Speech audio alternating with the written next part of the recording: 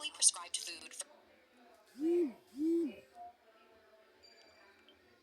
Veronica knocked my hat off in the cafeteria and laughed while my baldness from chemotherapy was exposed. She picked it up before I could and held it above her head. Does anyone want to try on the cancer hat? Every single...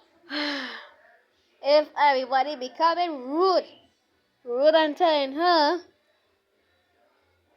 never mind. But if anybody laughing, if I were them, if I were her, I'll cough every single one of you. And that's what I was watching. That's why I paid on my profile. She's my favorite YouTuber. My favorite YouTuber. Good. Laughed as my bare head shone under the cafeteria lights. You should be used to people staring at you by now. You calling a freak? Nah. I don't call the police on you. Now to call the police on you. You why you have to calling a freak? Dog, if you were born, everybody would laugh at you by now. You, sir. She said. Then she laughed and dropped my hat on the floor. I picked it up. And you drop a hat? Jesus Christ. And the next day, I started eating lunch in a bathroom stall. But after just one day, she found my hiding space. Her and her... If you're doing that to her, you messing with me. Friends crowded outside my stall. Your baldness genuinely makes everyone uncomfortable. One of them laughed. Another... Because are you idiot? Is you idiot? You take off your hat and now everybody comfortable? Is you? Joined in. Before you were bald, you were already mid. Now you're just chopped. I spent the last few months of the school year homeschooled on my couch and told myself I didn't care about Veronica. Some days, I almost believed it. I went back to school in August, and I was at my locker when someone told me Veronica had been diagnosed with cancer. Well, it's good. That is why you shouldn't do that to people. Then karma hit back. Over the summer, I thought about everything she put me through. Then I went to the drugstore and bought a good chapstick, ginger candy for nausea, and a soft beanie. I left it all in her locker without a note because... You're doing it for her now? After she bullying you? Well, if I have cancer and she's bullying me, and then she have cancer, wouldn't be helping you. God, Father. I knew what she felt like, and I wouldn't wish it on anyone. You're lucky you're helping others. But me? No. No is a no. I walked into the kitchen and saw my roommate eating my medically prescribed food for the 100th time. I yanked the container. 100 times. 100 times. 100. No, man. Out of her hand, telling her she knows I have PKU, meaning normal food could PKU. literally kill me, and this special food she... PKU. Better search it up. PKU. Okay, PKU.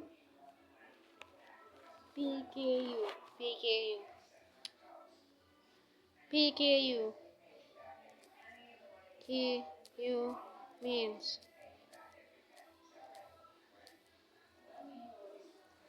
PKU means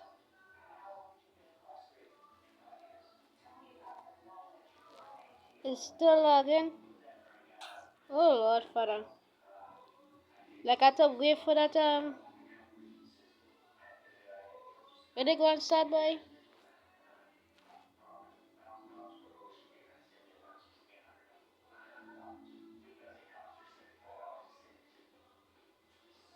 Oh, dog, that could have been bad. Miss Lady, could you just stop touching me? I was talking to the cat. Okay, you touching me like crazy. Oh, I saw that. Also, give it the cutters as I cross it. English or Spanish? English. Whoever moved first is gay. I never watched that, I'm feeling sweaty.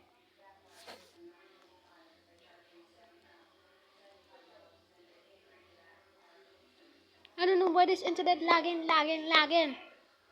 What, Father? Everything lagging. That is why I hate internet so.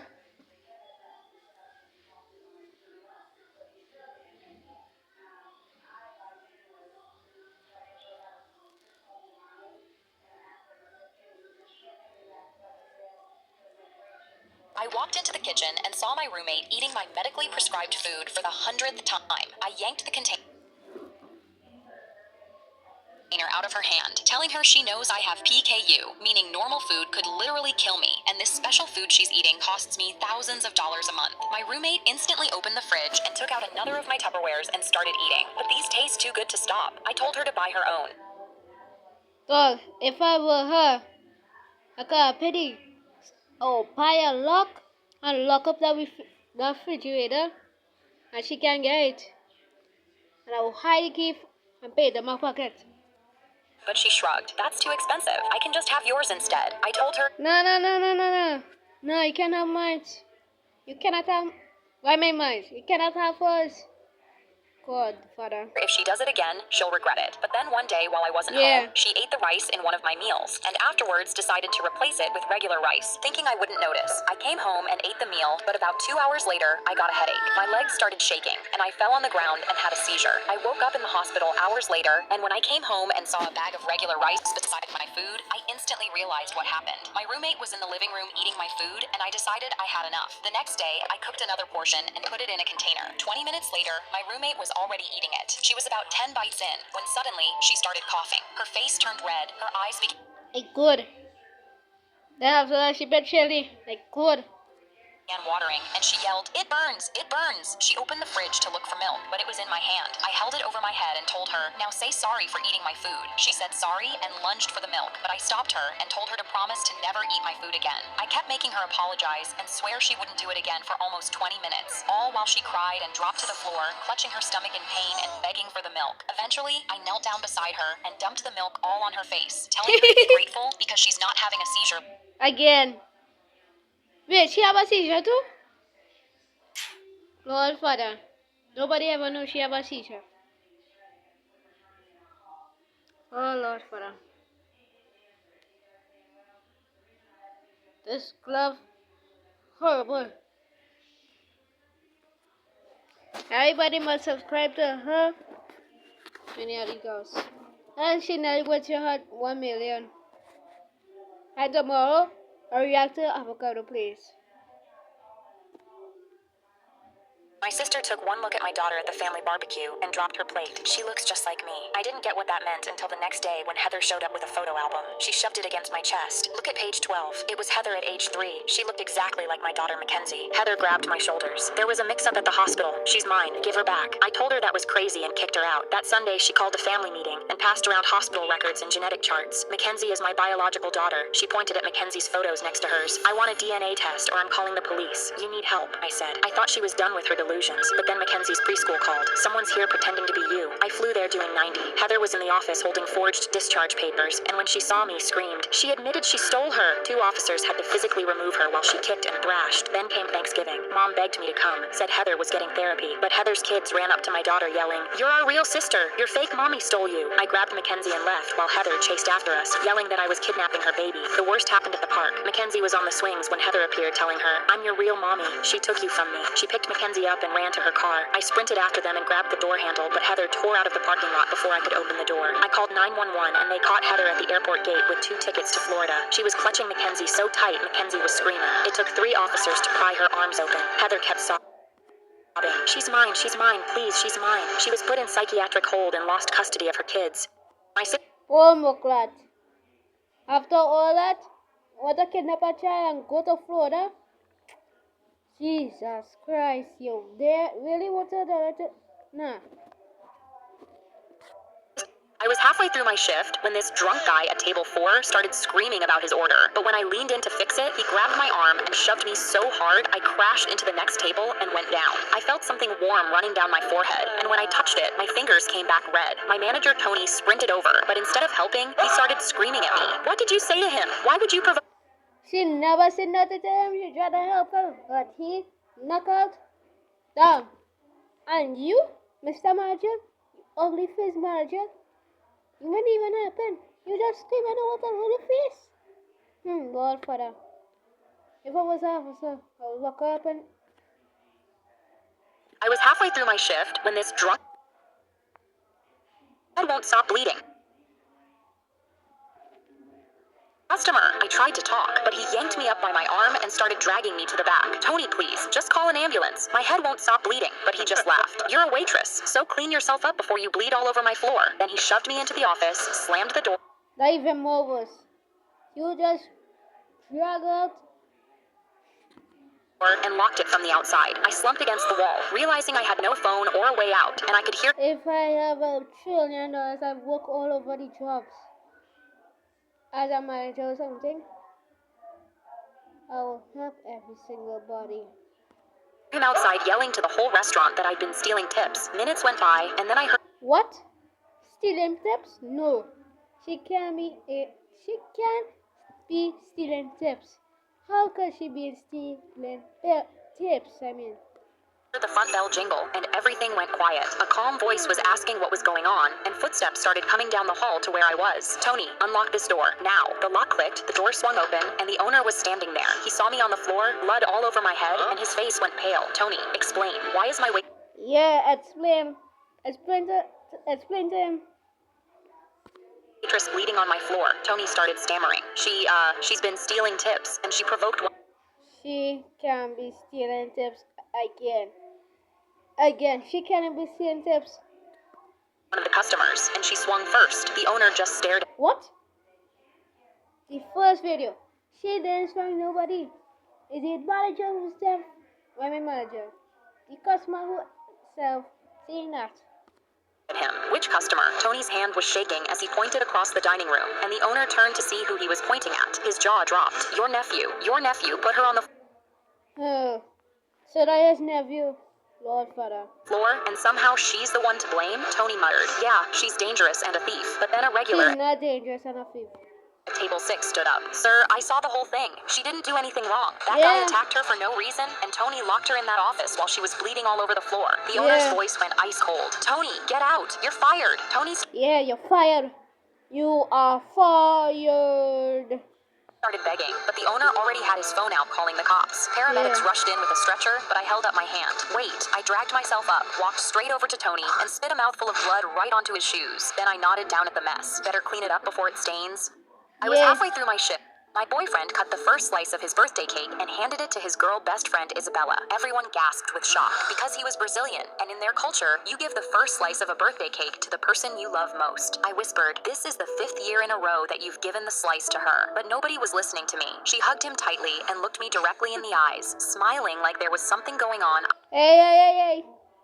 Not in front of my face. I didn't know about. What was going on between them? I didn't even know what to do. And a few minutes later, when no one was looking, I caught them holding hands, walking down the hallway together. I followed them. They went into a bedroom and closed the door. I pressed my ear to listen, and they were whispering inside. I opened the door. Isabella was holding her hand up, looking at a ring on her finger. My boyfriend was standing next to her. What is that? My boyfriend. So she was his boyfriend. Oh, sorry, he was her boyfriend. And that black hair person, nah. Stuttered. I bought it for her. It's a friendship ring. He bought her. It's not a friendship. That is not a friendship gift. That is not a friendship ring. That is a wedding ring to me. Ring on our 5-year anniversary. I was so hurt, I didn't even say anything. I walked out. His mom saw what happened and grabbed my hand. I know how this looks, but Isabella is like family. You need to trust him. Even his mom. Dog, how should I trust her? Knew it looked wrong. That night, I cried myself to sleep, and the next morning, I woke up to Isabella and my boyfriend laughing together in the kitchen. I stormed into the kitchen, ready to end everything. They were shoulder to shoulder. Isabella saw me first and stepped back. Before you say anything, no, I'm done. Wait. I woke up to Isabella and my boyfriend laughing together in the kitchen. I stormed into the kitchen, ready to end Wait. everything. They were shoulder to shoulder. Isabella saw me first and stepped back. Oh, I think she should.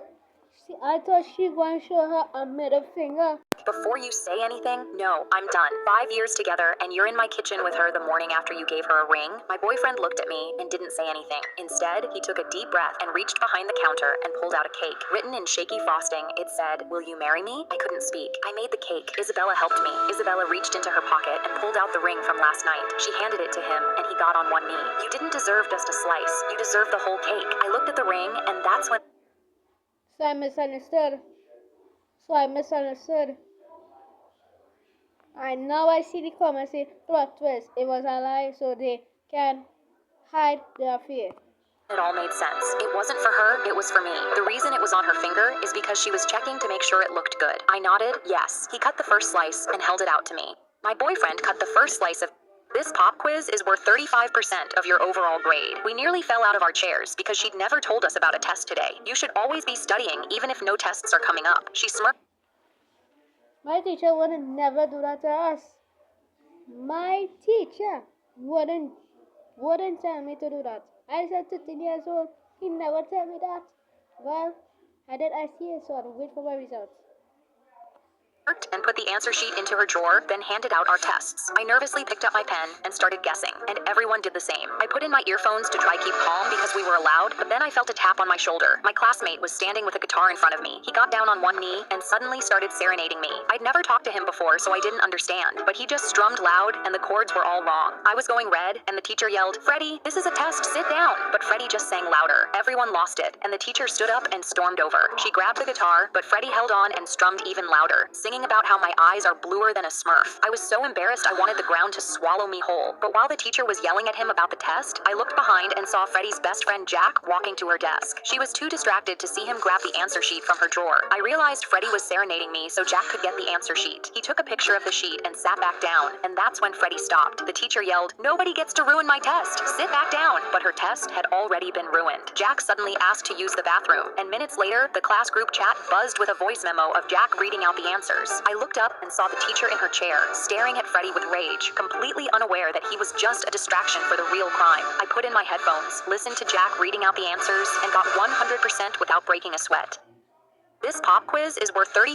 The vet told me the dog was being abused, and I wish that's all that was happening. My best friend Kathy gave me her dog and asked me to take him to the vet for her because her husband planned a surprise getaway and she didn't have time. I replied, "No problem," and took him, but when I arrived, the vet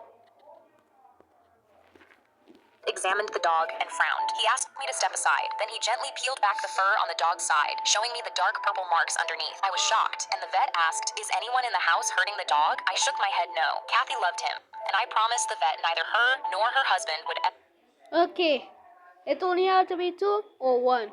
If it's her best friend, it's her best friend. But if it's her husband, it's her husband. But if it's both of them, worse. Ever hurt an animal. The vet nodded and said he was obliged to ask, then handed me a small card with a phone number on it. I put it in my pocket, then took the dog. I texted Kathy saying, "The vet found bruising on your dog. Is anyone hurting him?" She replied immediately, "That's so weird. I would never. My husband too. He's the most gentle man. He literally cries when sad movies come on. Maybe the dog ran into the couch?" I thought nothing of it, and then suddenly, her husband sent me $50 as a thank you for the favor. I looked at the dog's bruises, at the card in my pocket, and figured I'd just leave it alone. That night, I drove the dog back to the house and parked across the street. But as I was about to step outside, I saw Kathy's husband shouting at her through the window. She was cowering, and suddenly he raised his hand and slapped Kathy hard across the face. She Say it was her husband. Say it was her husband. fell over the counter crying, and my jaw dropped. I looked down in shock, and that's when the card the vet gave me caught my eye. It wasn't an animal services number like I thought. It was actually a domestic violence hotline. I looked up at Kathy's purple face and realized the vet had seen in 5 minutes what I'd missed in 5 years. The vet told me the dog was. My son failed a science test because his teacher refused to admit that chameleons can't actually camouflage. It started in our kitchen a week before that test. Caleb walked in from the bus and dropped his backpack. "Mom, did you know chameleons turn green on leaves and brown on branches?" I set my coffee down. "That's not how it works, buddy. Chameleons change color from mood and temperature, not what's around them." Mrs. Carter showed us a video of one on a checkerboard. "I work at the reptile house at the zoo. I handle 8 chameleons every day. They never match the floor." Caleb's mouth tightened. Mrs. Carter said it's how they hide from predators. Caleb, that's a myth, but she's the teacher. That night, I emailed Mrs. Carter and asked to come in for career day. The next afternoon, I drove over with one of our calmest panther chameleons in a travel carrier. 26 kids stared up at me from their desks. Mrs. Carter sat in the corner with her arms crossed. I heard you guys learned chameleons change color to match what they sit on, I said. Every head nodded. I lifted him out and placed him on a green folder, then a red one, then a blue one. He stayed the same shade of teal. He's calm. The room is warm, so he's teal. I reached toward him without touching. He flushed bright orange in 5 seconds. Same folder underneath. A girl in the front row raised her hand. Our textbook says they camouflage. I took the book and looked at the spine. Printed in 2003. Science changes and updates all the time. I pulled up the state science standards on my phone and walked it to Mrs. Carter. Page 7. They list this exact misconception. Her jaw tightened. Can I speak with you in the hallway? The door clicked shut. Do you know how hard you just made my job? That's what science class is for. I'm not changing my lesson because a zookeeper showed up with a lizard. The next afternoon, Caleb held out his quiz. One question. Why do chameleons change color? Caleb had written mood and temperature. She had crossed it out and written to hide. At the top was a red F. She said you confused me. I called the school that evening and asked for a meeting. I brought the state standards, a page from a common textbook, and Caleb's quiz. Principal Reed read everything at his desk. Mrs. Carter sat with her arms crossed. He looked up. Mrs. Carter, do chameleons change color to match their surroundings? She didn't answer. Yes or no? It's what the children understand. That's not what I asked. She didn't say anything. I leaned forward. My son cried this morning because he's afraid of failing, even though he gave the right answer. Principal Reed closed the folder. We're replacing the science books this week. Caleb's grade is being changed. Friday afternoon, Caleb dropped his backpack at the door. Mom, Mrs. Carter said today snakes don't actually unhinge their jaws. They don't. Caleb nodded. Just checking. My son failed a science test because his teacher... My daughter walked into our kitchen on her birthday, holding a folded piece of paper, and said, "The man under the porch told me to give you this." I went pale and asked her where she'd been playing. She pointed to the back door, and I instantly told her to go to her room and lock the door. I unfolded the paper, and it said, "I've been watching you for 3 weeks. I know your names, your daughter's favorite stuffed animal, and what time she gets home from preschool. Pay $10,000 by Friday or else." I immediately went to the back. Nah, a man is a stalker. A man is a freaking stalker.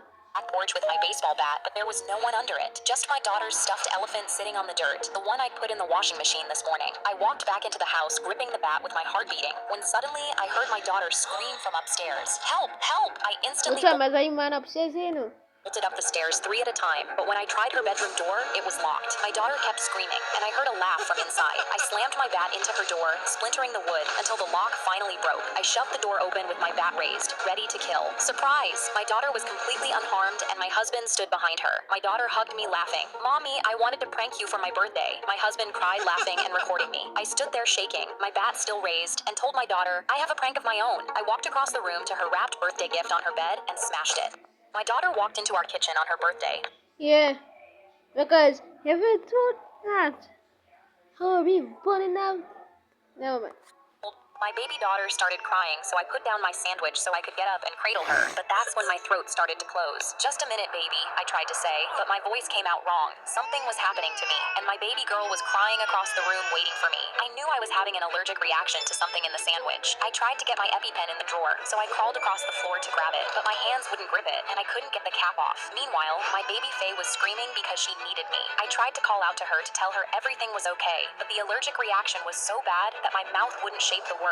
Suddenly, my knees buckled out from under me. I slid down the cabinet to the floor while Faye's cries filled the kitchen. The edges of the kitchen started going dark. Suddenly, I heard a banging on the window from a nosy neighbor. "Your baby is crying her ass off. Do something before I call CPS." What did I you just collapsed say? on the from a nosy neighbor. "Your baby is crying her ass off. Do something before I call CPS." I collapsed on the floor, my eyes half opened. He saw my face and stopped. "Oh my gosh, are you okay?" I tried to respond, but my tongue was so swollen that I couldn't even move my mouth anymore. He started throwing himself against the front door. Bang, bang, bang. It opened. He made it inside and grabbed the EpiPen while on the phone with 911. He pressed it into my thigh and held it there. He laid me on my side on the kitchen floor and kept his hand on my shoulder until the sirens came. When they did, he picked Faye up out of the crib and held her the whole way down to the ambulance. When I woke up in the hospital 2 weeks later, the nosy neighbor was sitting beside my bed, and Faye said her first words, "Thank you."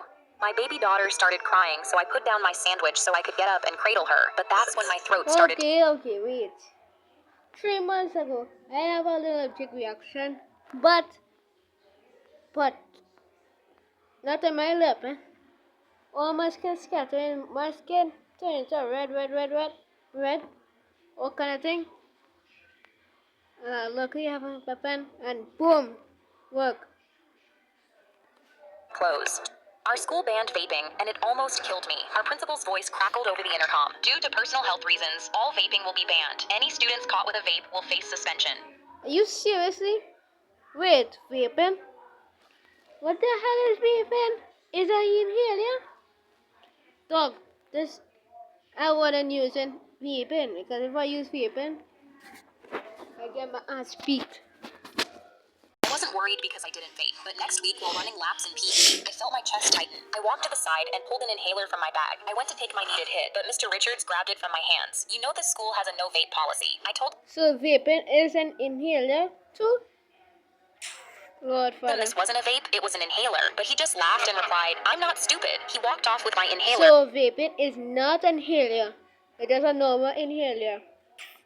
and locked it in the equipment shed, then ordered me to run more laps. I tried my best, but after another half a mile, I started wheezing. I clutched my chest and stumbled over to Mr. Richards and begged for my inhaler. He rolled his eyes and said, ask me for your strawberry ice one more time and I'll suspend you. My lips turned blue and I dropped to my knees, gasping for air. It felt like I was sucking oxygen through a straw, and my legs started rattling. Other kids panicked and told Mr. Richards to give me my inhaler, but he crossed his arms. Just then, the principal walked by and spotted me. She ran over and instantly asked what's going on. Mr. Richards proudly said he'd confiscated my vape as per the rules, but my classmates screamed it was my inhaler. The principal's face twisted. She pulled her own inhaler from her pocket and told Mr. Richards, are you a moron? Get hers now. His face went pale and yeah, to be honest, he's a big moron and a dumb asshole.